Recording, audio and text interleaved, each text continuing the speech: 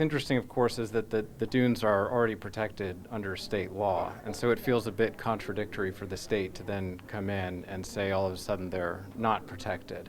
One of the issues being raised with Sears Island's selection as an offshore windport is the protected sand dunes that opponents say provide critical habitat for animals and plants along the coast. A public hearing was held in the Environment and Natural Resources Committee for a bill that would allow the governor to move forward with the project as long as all other applicable permitting and licensing criteria are met. There's been a lot of rigor going into planning this project, and people have shown through their, ecological surveys, the research into the environmental impact, that they are very conscious of possible effects and want to mitigate that at all costs. Opponents say the bill is a way to sidestep governmental red tape because the governor knows the project wouldn't pass an environmental assessment. There are some big environmental laws that are at play that require, for example, an environmental assessment or an environmental impact statement to be performed when you're evaluating site selection for a particular facility, and that has not been done yet. Proponents say the project will bring an estimated $180 billion in investment,